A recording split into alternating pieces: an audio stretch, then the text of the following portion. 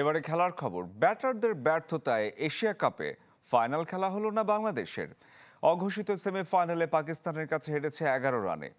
মাত্র 136 রানের ছোট্ট একটি টার্গেট টপকাতে পারেনি টাইগাররা। প্রত্যাশা পূরণ হলো না বাংলাদেশের। ক্ষমার অযোগ্য ব্যাটিং, যাচ্ছে তাই ফিল্ডিং।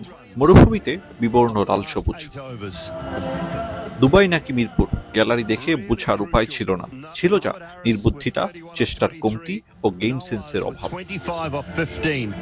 3 বছর পর এশিয়া কাপের ফাইনালে পাকিস্তান। টুর্নামেন্টের ইতিহাসে প্রথমবার শিরোপা নির্ধারণীতে ভারতের সঙ্গী ম্যান ইন গ্রিন। বাংলাদেশের বিপক্ষে টি-20তে সর্বনিম্ন 135 রান ডিফেন্ড করেছে পাকিস্তান।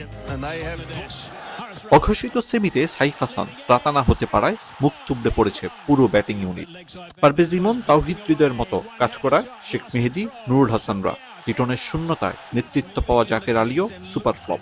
শামীম পাটোয়ারির 30 রান হারের ব্যবধান কমানোর সংখ্যা মাত্র।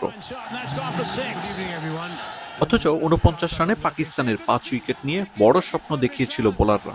কিন্তু নুরুল হাসান, মেহেদী আর ইমনের ক্যাচ মিসে মোমেন্টাম হারায় বাংলাদেশ।